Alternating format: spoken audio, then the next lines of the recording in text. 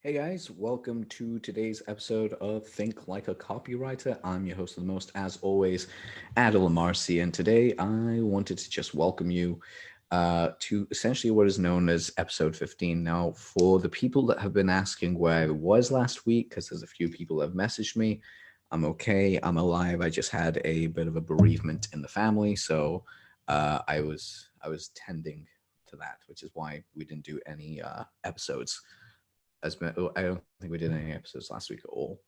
But anyway, that being said, let's get started today because today's topic is a bit of a fun one. It's all about strategy, specifically strategic planning and putting your stuff out there. Because the problem that a lot of people have, unfortunately, is they don't plan, they don't do their strategies correctly, and they end up failing, and it sucks. And Bogdan's right there. Hey, man, I told you I'd eventually get this show down to the point where we started exactly on time, and I'm glad to say that we did so.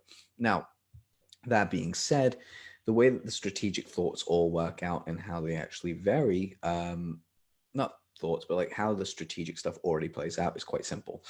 You need to know as a copywriter how to build strategies for people because that makes you invaluable. When you have that as a strategy thing, if you start building that up for someone, you are more than just someone that writes words for them. You're someone that can essentially show them what the next two or three moves in their business are. And you might be starting out thinking, I don't know enough about this. That's why I want you to read books. Hence why I have such a collection over my left shoulder right now. And there's more in that corner over there. But specifically, the books are designed to help me shortcut decades of strategy and advice and put it together and reuse it because that's what works. That's what proven strategy is. It works universally. It's why copy is so powerful, is because we look at proven results before we actually run stuff. It's just like we looked as in like, does this work? Yes, no. Is there evidence? We'll see.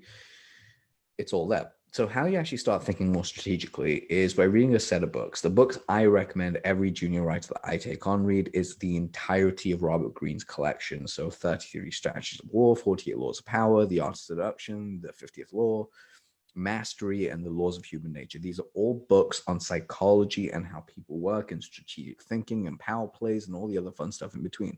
When you have that ready in your mind, as in you know what's going to happen and you know what's going on with it, I guarantee you end up in such a clear space that you're able to advise a client on what to do, and your authority is automatically highly respected because you've got backup case studies and theories that actually show what you're sharing works. Now you might be thinking like, I don't know, this thing doesn't work. I don't know if it does work. Well, look up something like The Art of War. Look at a strategy that's such as Death Ground, which is one of my favorite strategies ever. Death Ground strategy is when you're backed up against the wall and you have literally nowhere else to go, most times you'll fight 10 times harder than you did any other time. So what you do as a way for your business as a client to actually get a client to see this value, you can just say, look, where are you stressing right now? Where can we achieve death ground? And where can we produce the most income out of it? And you'll be surprised exactly what little things end up happening because it ends up building quite quickly and ends up working in your favor. That's one way of doing it. One of the other ways to build up strategic thought is looking at, okay, how many emails need to go out? How many Facebook posts need to go out? How much conversation needs to take place in order for my audience to shift their tonality from one way they see me to another? And again, I've said this multiple times, but I'll go ahead and say it again.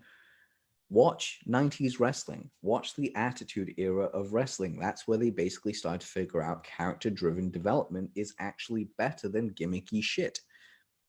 Character development works. Watch really good movies. See how a character changes. Game of Thrones has a great one with Jaime Lannister. Granted, I'm not a fan of what they did in season 8, but then again, that's just me and the majority of people that don't like what they did with Westeros because it's just could have ended in a much better way. Anywho, so kind of like leaping off that frog and kind of moving forward, when you're creating these types of strategic plans, you want to look at where you want to go. Specifically, what do your audience want to feel? What kind of feelings are they looking at? What kind of things they're looking at doing? What do they want to do? What do they want to avoid? What are their secrets, hopes, and desires? And this all comes down to research, by the way. The more you research this, the better it is.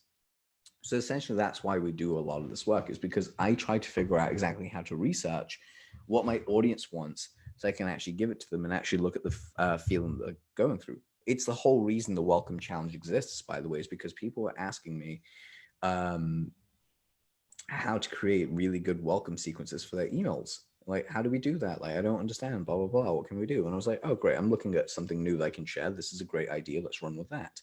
And that's how that was all born. But again, when I went through the strategic planning process and like, how do I launch this? How much time do I need? What do I need to do? This whole show came about because I really wanted to share that. And I wanted to give people an idea of what we could do for them and what I could do for them.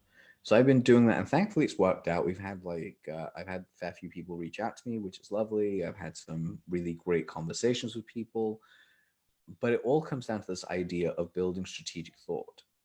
Like if hey Mark, yeah, I totally agree. 48 Laws is a beast. He's one of my junior writers. So when you actually pin out where you're coming from the start to the finish, you actually streamline that. What you end up having is an ideal of knowing what emotions people need to hit in order to get somewhere. And then you create posts and copy around that to get people in. It's a fairly simple system to run with. But what you need to do is have an idea where you want to go.